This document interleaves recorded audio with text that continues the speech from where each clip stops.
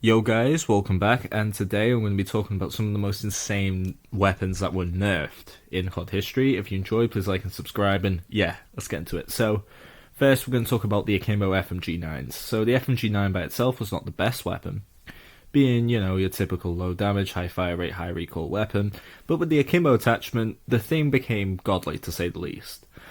Now, for whatever reason, the recoil, at least the visual recoil, was a lot lower when Akimbo was attached. Not to mention that the stats of the FMG-9 were basically doubled, because, well, there's two of them, with the exception of the fire rate that actually went down, which works in its favour in this case. Not only that, this weapon was a secondary, which puts it up in the OP factor. So, as for when it was nerfed, it was first nerfed about a month after the game came out, and then a couple times more over the year of 2012, but if you picked up MW3 today, this weapon would still be pretty good.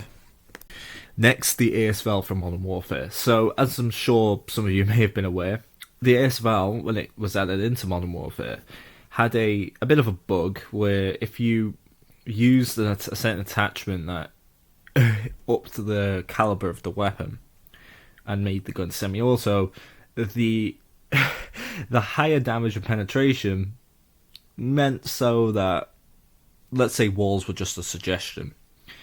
This was obviously just broken, and it was fixed within a couple of days. However, the weapon itself still dominates in multiplayer to this day. It has good damage, basically an instant reload and little recoil. It actually wasn't really nerfed in multiplayer, but it was in Warzone. I know that's a bit of a cop-out, but I'm sorry, I just wanted to include it. Next, the XMC and BO3. Now, this is a weapon based on yet another OP weapon, being a futuristic version of the MSMC from BO2. It was a supply drop weapon. I don't know, I sounded a bit weird when I said that. That was released in August 2017.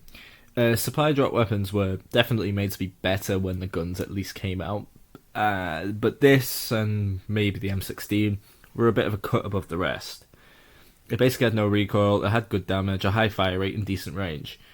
It became a major problem because not only was it OP, it was only accessible by supply drops, which meant that it was more annoying and more pay to win.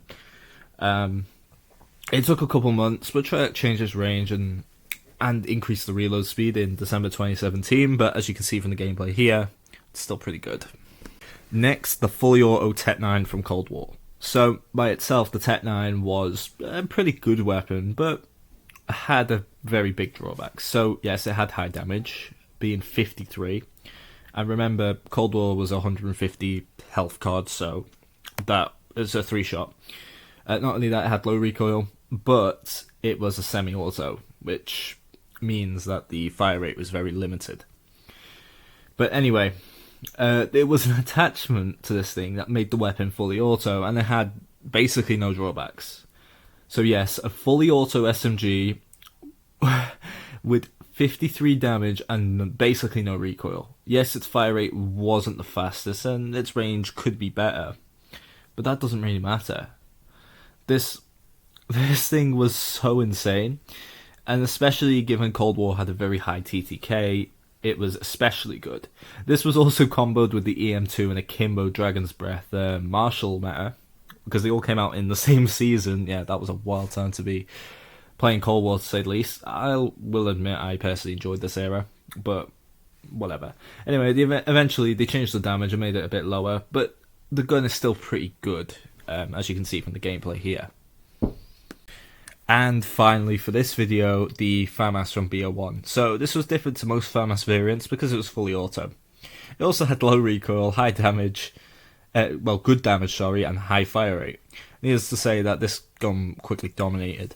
Now, patches to weapons weren't so common back then, but Treyarch had to act. They eventually nerfed the recoil, increased the ADS speed, increased the center and raise speeds, and increased the hipfire crosshair size. And whilst this definitely did hurt the weapon, it could have been, it was mostly dropped for the AK-74U around this time. It was still a good choice to use throughout the game. So if you enjoyed this video, please like, subscribe, and comment down below what I should do next. And yeah, bye.